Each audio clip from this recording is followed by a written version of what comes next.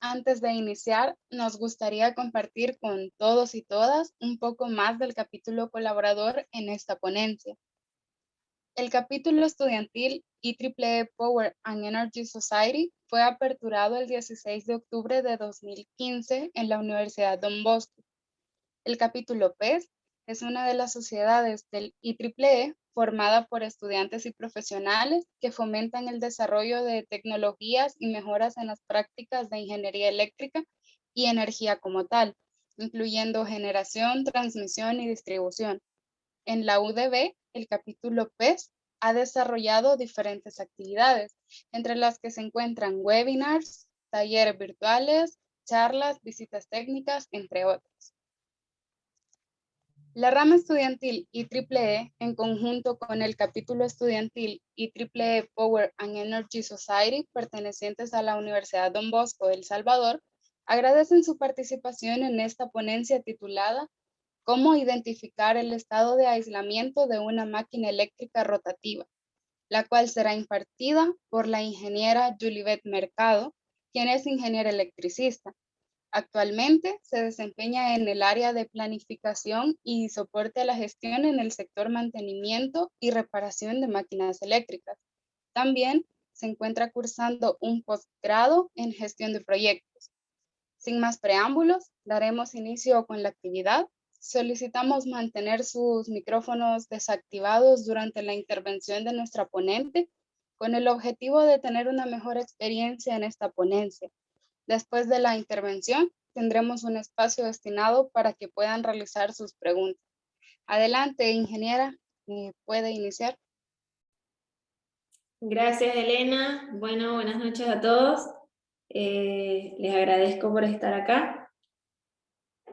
Voy a compartir la pantalla.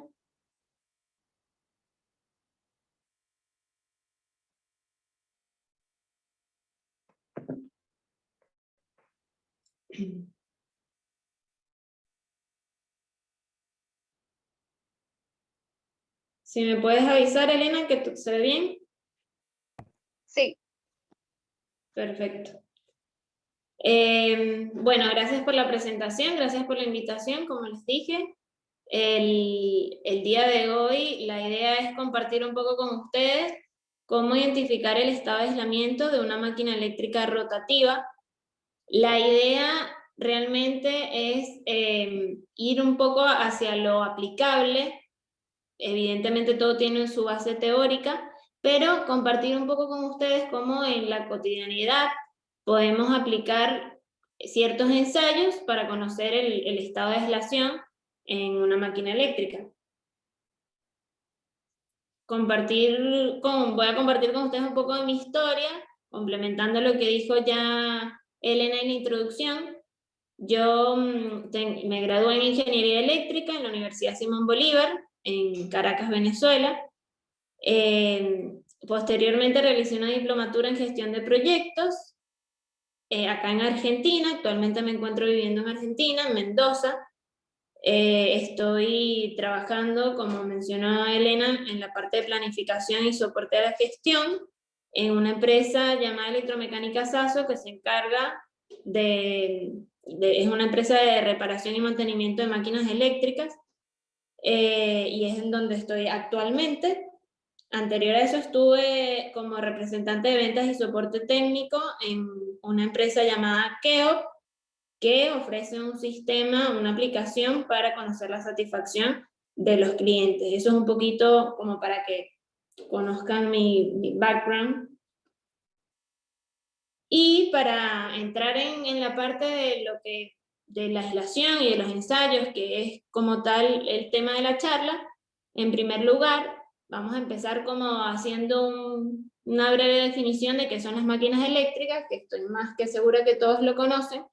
Y pues sabemos que una máquina eléctrica es un dispositivo que es capaz de transformar cualquier forma de energía en energía eléctrica o a la inversa, como también llamamos máquinas a aquellas que transforman la electricidad en la misma forma de energía, pero con una presentación distinta, dependiendo de la utilización que le vayamos a dar.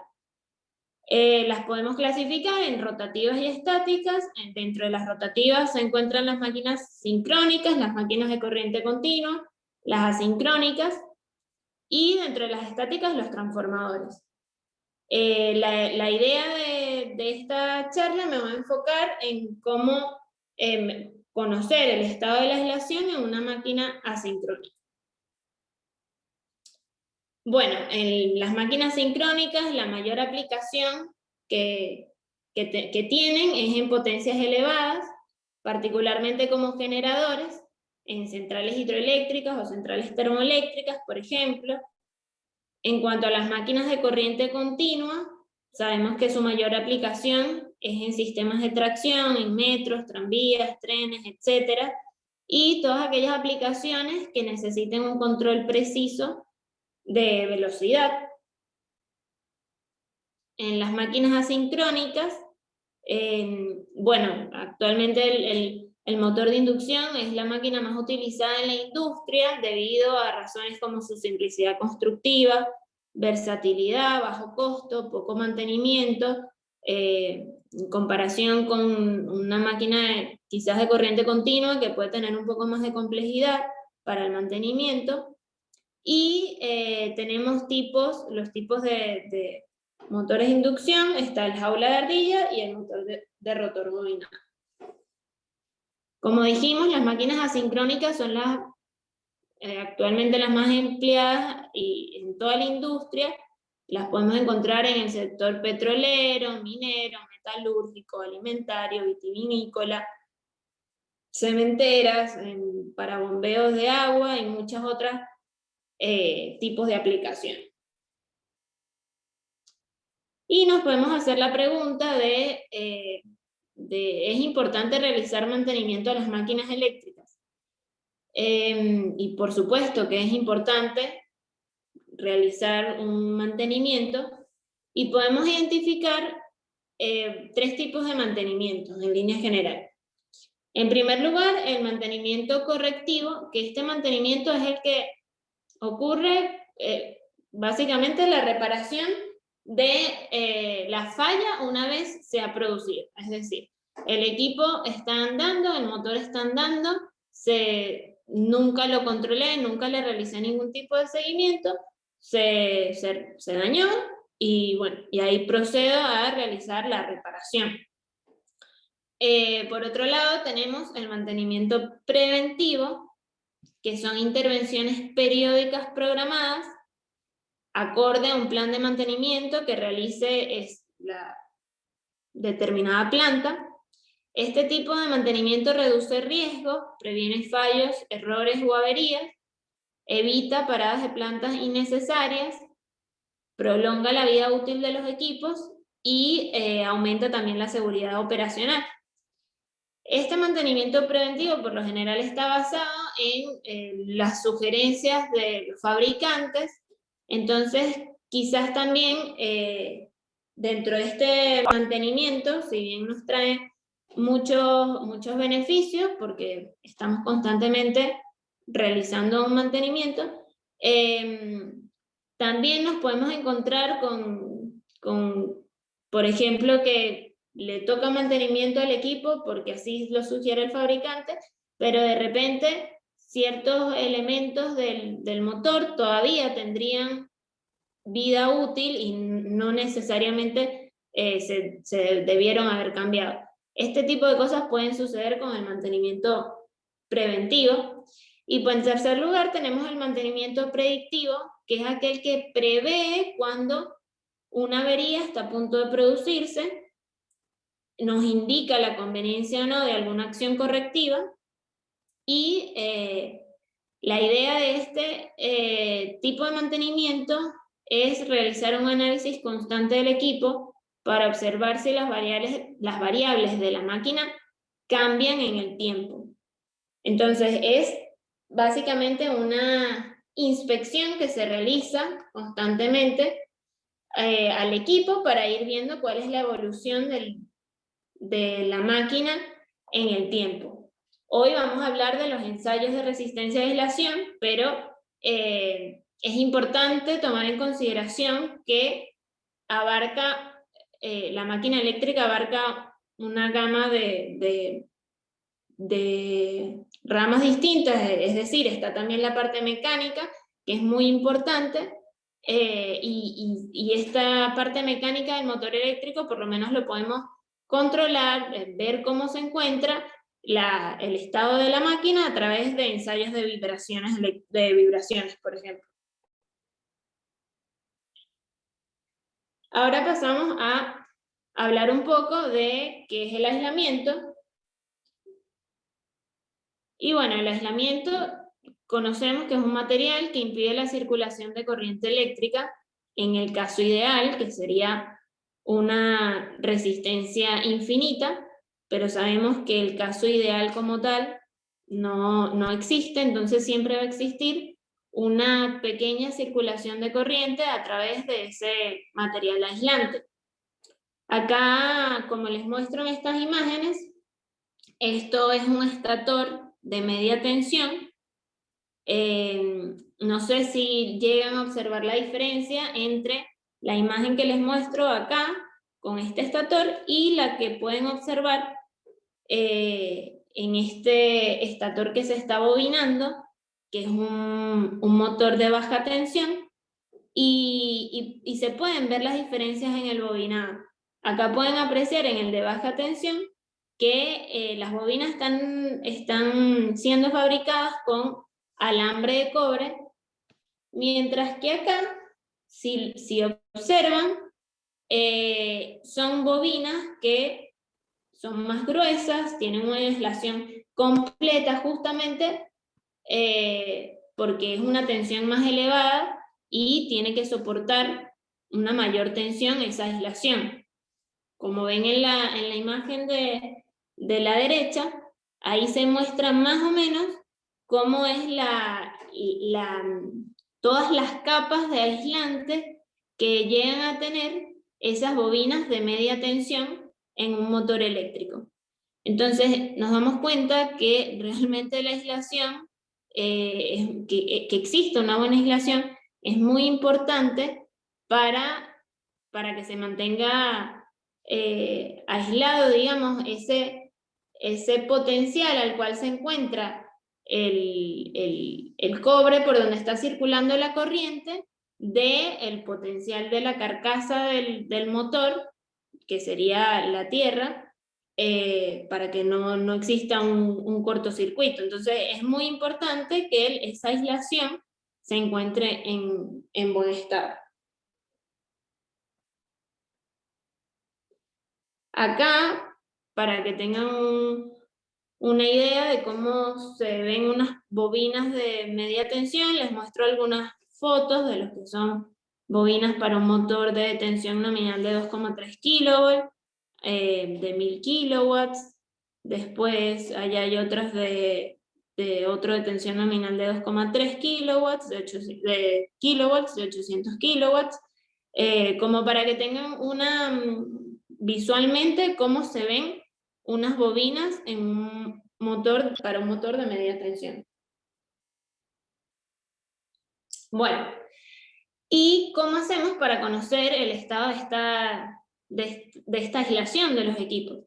Entonces, algunos ensayos con los cuales podemos llegar a conocer cómo se encuentra es la resistencia a aislación y el índice de polarización, el salto de tensión, tangente delta y descargas parciales.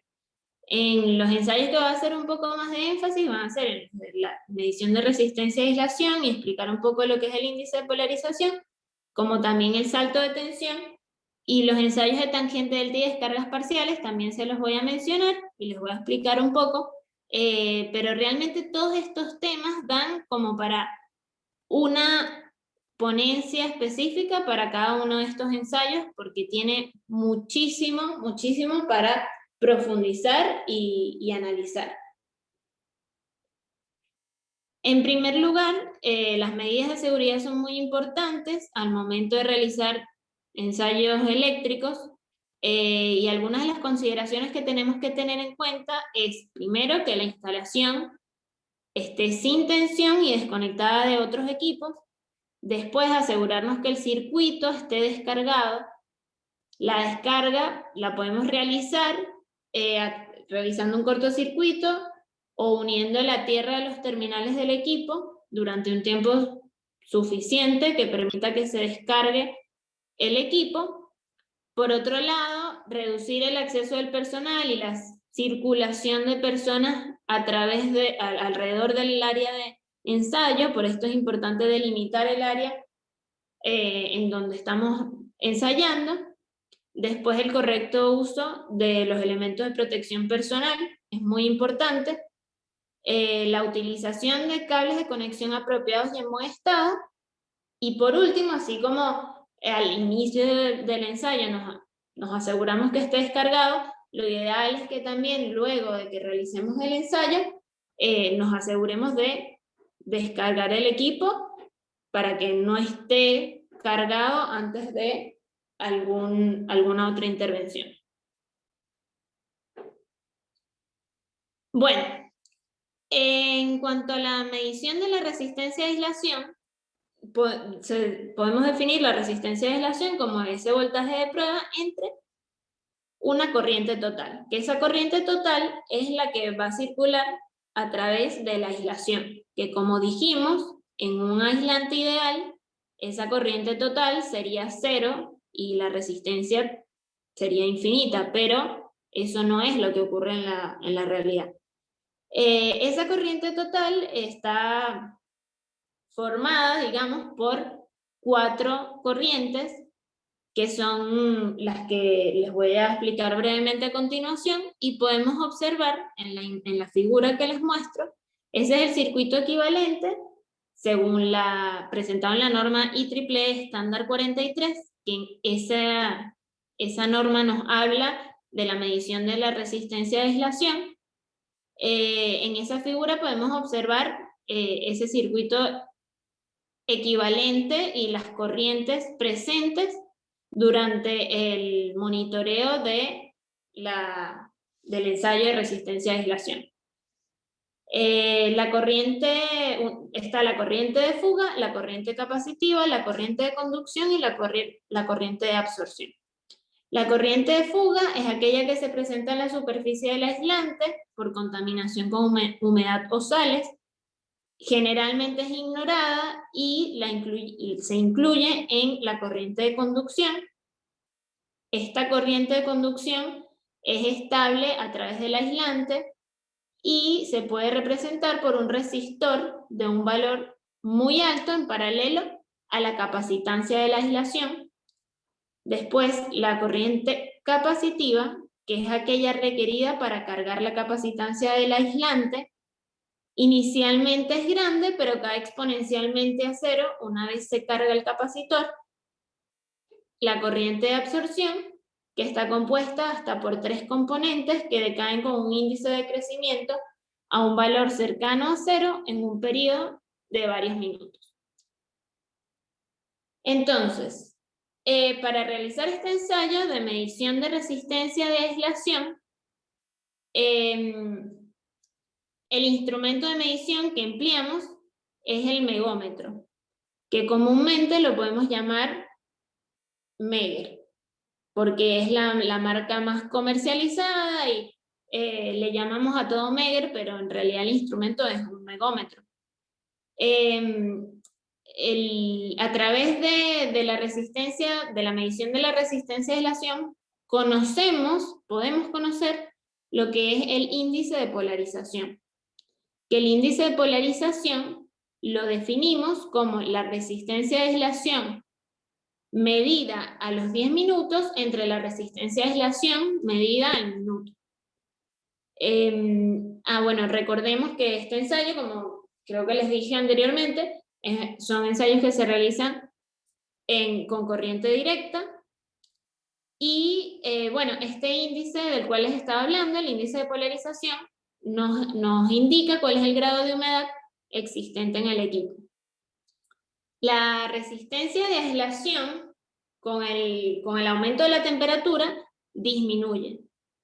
Entonces, por esta razón es ideal que se realice la medición a la temperatura de funcionamiento de la máquina, porque quizás puedo estar realizando el ensayo a una temperatura menor a la de funcionamiento de la máquina y me va a dar un valor de aislación que consideramos un buen valor, pero luego, como aumenta la temperatura durante el funcionamiento, y me disminuye esa resistencia a aislación. Entonces, eso sería lo ideal, pero la realidad es que es un poco complicado que podamos replicar las condiciones exactas de operación de la máquina. Y también por esta razón, la norma IEEE propone un factor de corrección para la resistencia de aislación, a la cual la referimos a 40 grados. Entonces, este factor de corrección nos permite realizar una medición a cualquier temperatura, a la temperatura que se encuentre el bobinado en determinado momento, y posteriormente referirla a 40 grados. El IP no varía con la temperatura porque es una relación, y acá les presento, para que tengan una idea, de este factor de corrección de la temperatura. Que al final termina siendo este factor KT, ¿cierto? En el cual voy a introducir la temperatura a la cual se encuentra el bobinado, que eso lo conozco a través de un pirómetro láser, por ejemplo, cuando estoy realizando el ensayo, tomo la medición de la temperatura a la cual se encuentra el bobinado y así obtengo mi factor de corrección y refiero esa resistencia de aislación a 40 grados. Ese valor de resistencia de aislación corregido también nos permite realizar comparaciones con valores de medición realizados en el pasado, porque es muy difícil que siempre vayamos a realizar el ensayo, como les dije antes, bajo las mismas condiciones. Entonces, al referirlo, nos permite que si yo a determinado equipo le realicé una medición de resistencia a aislación un año atrás y la temperatura era el bobinado se encontraba, no sé, a 15 grados y después este año no estaba a 15 grados la temperatura del bobinado por el clima, por lo que sea, y el bobinado se encontraba a 20 grados, entonces para poder realizar una comparación con sentido, al referirlos a 40 grados me permite realizar esta comparación. Otra pregunta que nos podemos hacer es, bueno, voy a realizar esta medición de resistencia a aislación, pero ¿cuál es la tensión que tengo que aplicar para realizar el ensayo? Está la misma norma de la que venimos hablando, la IEEE estándar 43, nos propone esta tabla que les estoy mostrando, la cual nos indica, según la tensión nominal del bobinado de la máquina, cuál es la tensión de corriente directa que debe ser empleada para realizar el ensayo y hacer la medición de resistencia de aislación.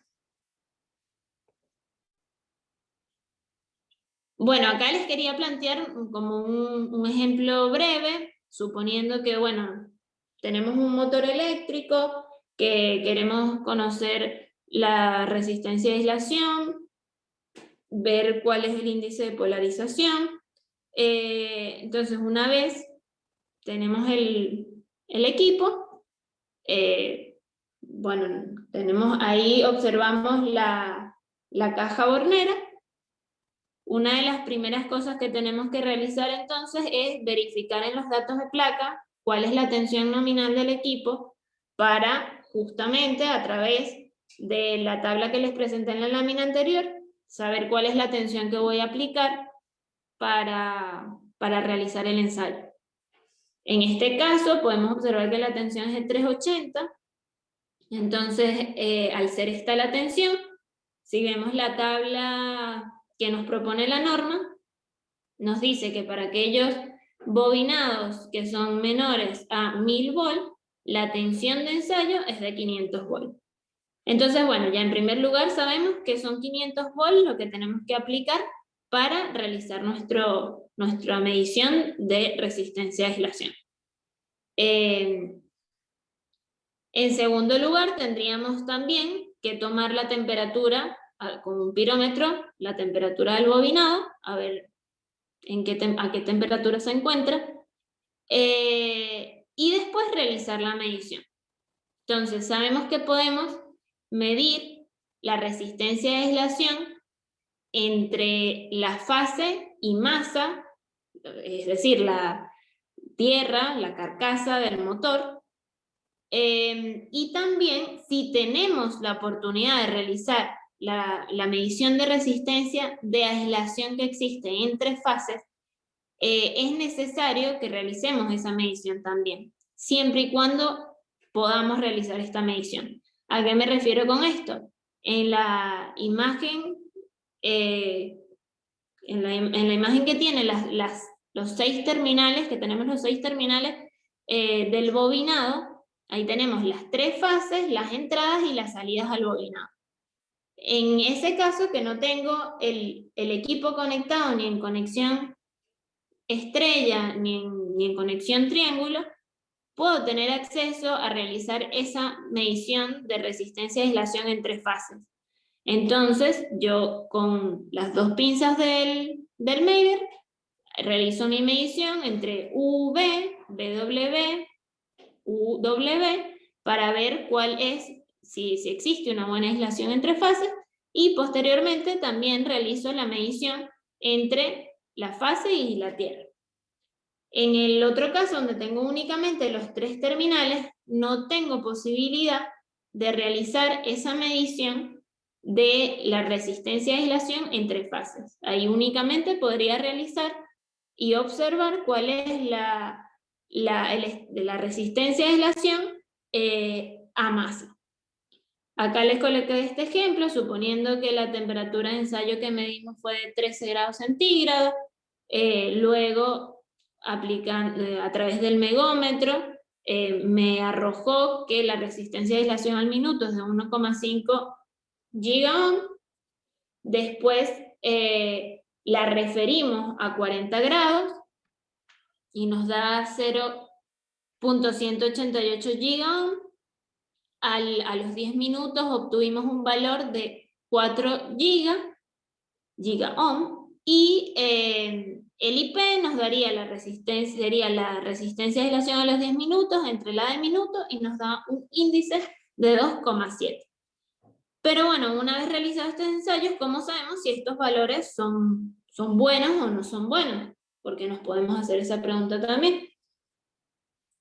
La norma IEEE estándar 43 nos sugiere unos valores mínimos recomendados para la resistencia de aislación a 1 minuto referidas a 40 grados, que son estos que les presento acá. También una nota importante que nos realiza la norma es que si la resistencia de aislación referida a los 40 grados es mayor a 5000 megaohms, el valor del IP puede ser ambiguo y se puede ignorar. Es decir, es importante tener en cuenta esto porque quizás nos da un valor de IP raro que no entendemos, y si nos vamos a ver cuánto fue el valor de resistencia de aislación que nos dio al minuto referido a 40 grados, y este valor es justamente mayor a 5000 megaohms, ya sabemos que podemos ignorar lo que nos arroje el IP. Por otro lado, tenemos los valores mínimos recomendados de índice de polarización en base a la norma IEEE estándar 43. Según la clase térmica, propone los valores de índice de polarización Y por otro lado, la norma IRAN 2325, que es la norma de acá de Argentina, también nos propone cómo podemos considerar que es el estado de la aislación según los valores obtenidos de índice de polarización.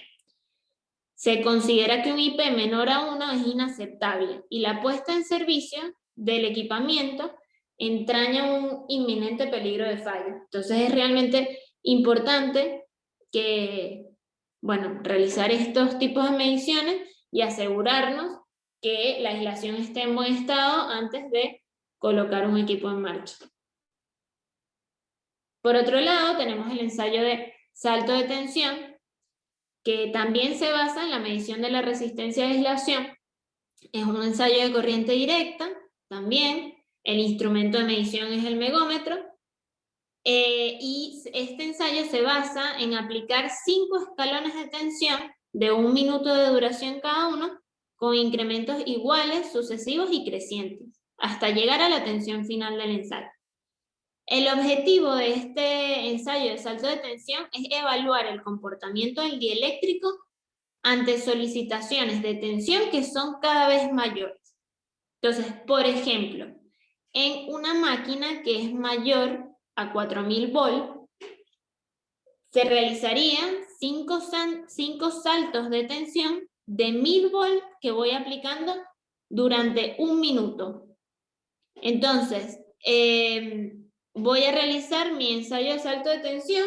Empiezo con aplicando 1000 volts por 1 minuto, luego 2000 volts por 1 minuto, 3000, 4000 y 5000, hasta aplicar los 5 saltos. Para máquinas que estén entre los 1000 y los 4000, es exactamente lo mismo que dijimos, 5 saltos aplicados durante 1 minuto, pero la diferencia es que no va a ser de 1000 volt estos saltos, sino va a ser de 500 volt. Y para las máquinas de baja tensión, este ensayo no se aplica debido a la solicitación excesiva a las que se sometería a la aislación. No sería recomendable. Por otro lado, este ensayo nos da indicios de que existe contaminación en el equipo y se sugiere que este ensayo sea realizado antes de que realicemos un ensayo de índice de polarización para evitar desviaciones en la medición. ¿Por qué les comento esto? Porque quizás el ensayo de índice de polarización tiene una duración de 10 minutos, como ya hablamos, y puede suceder que el equipo quede cargado después de haber realizado la medición. Entonces, inmediatamente yo realizo un ensayo de salto de tensión, como ya el equipo está cargado, me puede interferir en los resultados más certeros del salto de tensión y me puede arrojar cualquier tipo de resultado. Por esto lo recomendable es realizar el salto de tensión porque tiene una duración de 5 minutos y posteriormente realizar el ensayo del índice de polarización. Acá les muestro esta gráfica, que este gráfico lo que nos indica es esos 5 escalones de tensión que se van aplicando, y lo ideal es que al observar el gráfico veamos una envolvente a los puntos que nos fueron dando que sea ascendente. Entonces, si existiese alguna variación en la pendiente de esa envolvente, nos indica que la aislación está presentando fugas a mayor extensión. Es decir, si nos hubiese dado al revés, o sea que al minuto nos dé una aislación de un valor mayor que la que fuimos obteniendo luego a los 2 minutos, a los 3 minutos, a los 4, a los 5, nos estaría indicando que la aislación no se encuentra en un buen estado, ya sea por contaminación, por suciedad sobre la superficie o la aparición de cualquier otro fenómeno. Bueno, ahora para hablarles un poquito del ensayo de tangente delta, este es un ensayo que se realiza en corriente alterna y los ensayos realizados en corriente alterna detectan las características de los dieléctricos con la tensión que soportarán en servicio. Recordemos que los ensayos de resistencia a aislación que mencionamos anteriormente se realizan con corriente directa. Entonces por ahí no están sometidos a la tensión de operación. La tangente delta también se llama factor de disipación. Representan las pérdidas dieléctricas del aislamiento. Es aplicada en equipos de media y alta tensión. Y este ensayo se realiza a distintas tensiones de prueba. Se realiza a un 20% de la tensión nominal del equipo, a un 40% de la tensión nominal y a un 60%. También se suele utilizar un indicador que es el T-POP, que esto lo obtenemos con la diferencia del valor obtenido de tangente delta aplicando el 60% de la tensión nominal menos el valor obtenido de tangente delta al estar aplicando un 20% de la tensión nominal. ¿Qué nos indica ese T-POP? El valor de ese T-POP nos indica si existe alguna delaminación por estrés térmico o envejecimiento de la aislación y normalmente se recomienda que esta diferencia, la diferencia que nos dé este T-POP, tiene que ser menor o igual a el 0,5%. Por otro lado, la tangente delta también nos indica el estado y la calidad de ese aislante y algunos instrumentos de medición que existen para realizar la medición de la tangente delta. Está el Delta 4000, el ICM Flex también, que este equipo es el que particularmente yo estoy más familiarizada y al realizar un ensayo con este equipo, el ICM Flex, nos arroja tanto medición de descargas parciales como tangente delta y capacidad, todos al mismo momento del ensayo. Por último, para hablar un poco de lo que son las descargas parciales, también al igual que la tangente delta, es un ensayo en corriente alterna. El instrumento de medición, como ya les mencioné antes, con el que yo he utilizado es el ICM Flex. Y las descargas parciales, como las definen en la norma IEC, son averías dieléctricas localizadas de pequeñas partes de un sistema de aislamiento eléctrico sólido o líquido, sometido a un esfuerzo eléctrico elevado. Entonces, sería como la ruptura del dieléctrico cuando está sometido a condiciones de estrés de alta tensión. Bueno, la medición de descargas parciales también nos ayudan a comprobar el estado de aislamiento de la máquina, detectan los defectos más pequeños hasta los críticos, ayudan a demostrar la necesidad de un oportuno mantenimiento o reparación y lo esperable es que la excitación de las descargas parciales ocurran a partir de los 2500 volts. ¿Qué quiere decir esto? Que la tensión todavía no es suficiente para ocasionar esa ruptura del dieléctrico. Entonces, si nos encontramos con que estamos realizando un ensayo de descargas parciales y a menos de 2500 volts ya empezamos a tener descargas parciales, ya eso nos estaría indicando que la aislación no se encuentra en el mejor estado, digamos. Acá en la imagen que se muestra del lado izquierdo, eso es un pedazo de bobina de media tensión cortada, digamos, donde están hay todas las planchuelas de cobre y la aislación, que es eso en negro que observan, que rodea toda esa planchuela de cobre, que es, bueno, por supuesto, por donde circula la corriente. Entonces, dentro de toda esa aislación, podemos tener pequeñas imperfecciones o espacios de aire que nos ocasionen esas descargas parciales. Y las podemos observar realizando el ensayo. Cuando realizamos este ensayo de descargas parciales, nos arrojan unos gráficos de dispersión, como algunos que les coloqué del lado derecho de la presentación.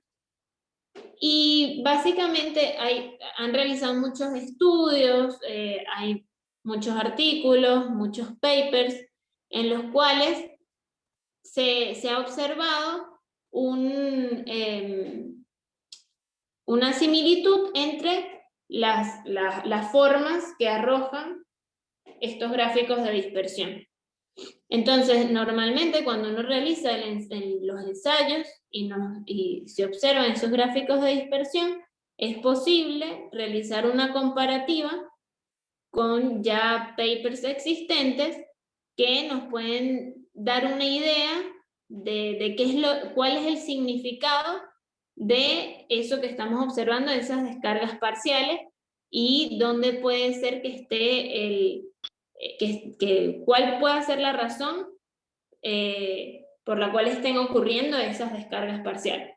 Por ejemplo, acá colocan envejecimiento térmico, soltura en lo que serían las planchuelas de cobre o contaminación. Entonces,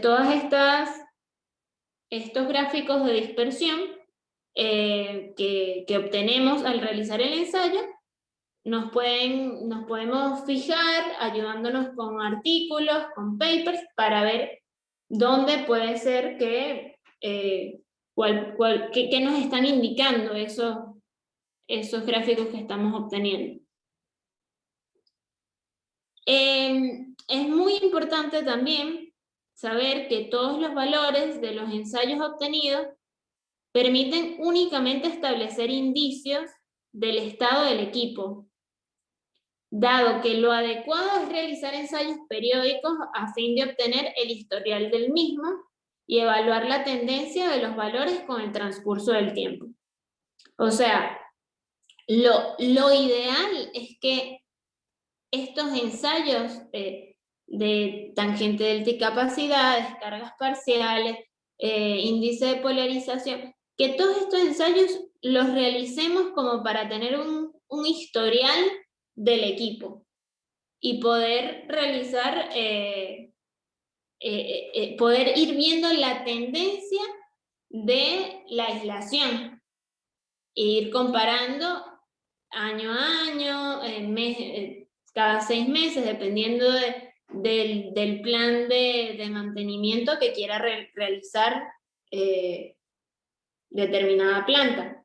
Pero esto es lo ideal, que tengamos siempre una comparativa.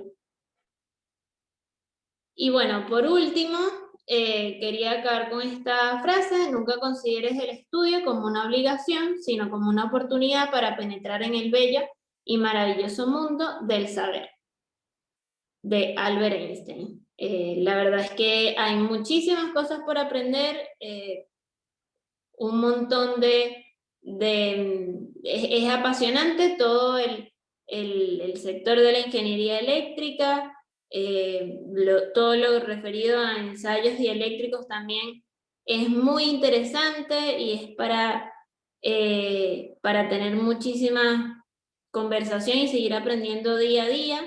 Así que bueno, yo los animo a todos a que sigan profundizando, se sigan formando, sigan aprendiendo, investigando, porque la verdad hay muchísima información y un montón todavía por aprender. Yo todos los días sigo aprendiendo cosas nuevas, así que bueno, les agradezco mucho por su atención. Espero que les haya sido de utilidad esta breve charla sobre ensayos dieléctricos.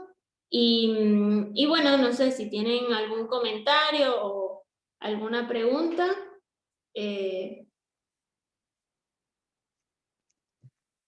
Agradecemos a la ingeniera Julibet por su valioso aporte. En estos momentos daremos inicio al espacio de preguntas y respuestas, por lo que solicitamos que en el chat escriban su nombre para poder cederles la palabra, o bien pueden escribir su pregunta en el chat para luego dar lectura y que nuestra ponente pueda solventar las dudas.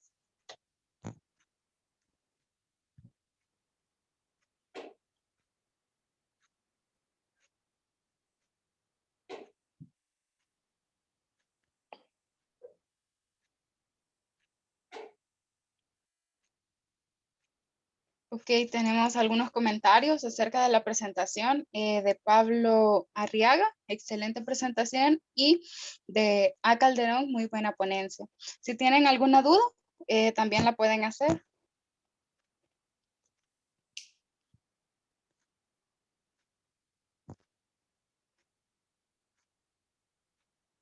Daremos un minuto para que puedan escribir cualquier consulta.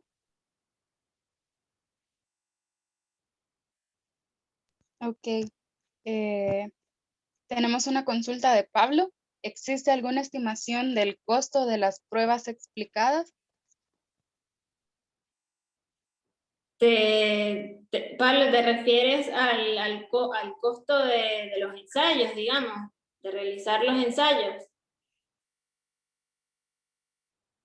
La realidad es que como yo no estoy como tal en el área de presupuestar los ensayos, desconozco cuál es la estimación de los costos que conlleva realizar estas pruebas.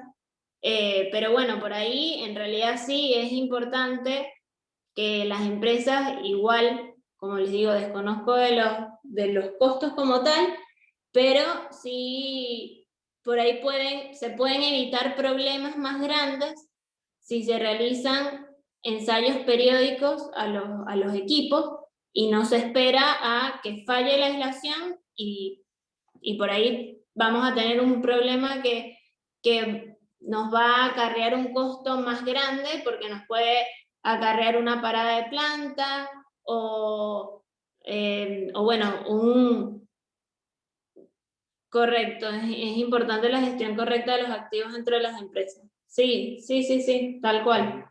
Es así, porque al final, si te falla el equipo, y te puede salir muchísimo más costoso de lo que te pudo haber salido realizar unos ensayos dieléctricos a tiempo y periódicamente. Así que, bueno, no sé si eso solventa la duda.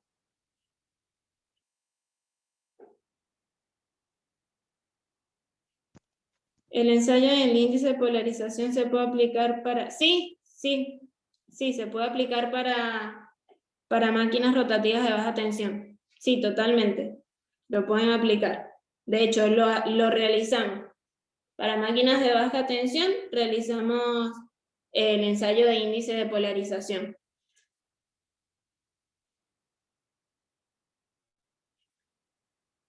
¿Alguien más tiene alguna otra duda?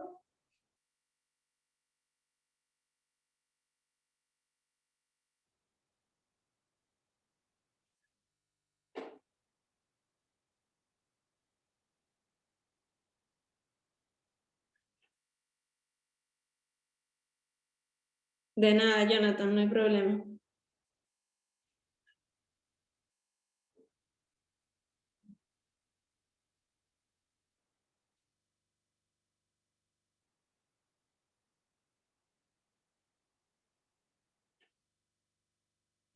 Ok, bueno, no hay más consultas. Damos por finalizado este espacio.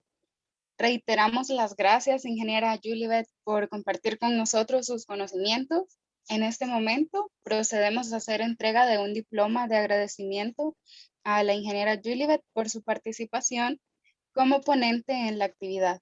El diploma reza de la siguiente manera. El capítulo IEEE Power and Energy Society y la rama estudiantil IEEE de la Universidad Don Bosco de El Salvador tienen el agrado de otorgar el presente diploma a Julibet Mercado por haber impartido la ponencia Cómo identificar el estado de aislamiento de una máquina eléctrica rotativa en el marco de la segunda edición de la Technical Week, dado a los 19 días del mes de julio de 2021. Firman mi persona, Elena Caballero, presidenta de IEEE PES, Rebeca Melgar, presidenta de la rama estudiantil, y ingeniera Neri Alemán, consejera de la rama estudiantil. Muchísimas gracias a todos. Muchísimas gracias por la invitación.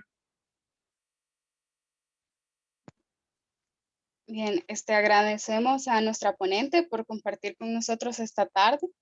Esperamos contar nuevamente con sus valiosos aportes en actividades futuras. Agradecemos a todos y todas su asistencia y esperamos que esta actividad haya sido de gran valor para todos ustedes. Les invitamos a estar pendientes de nuestras redes sociales para que puedan participar en las otras actividades que se desarrollarán durante la semana en el marco de la segunda edición de la Technical Week.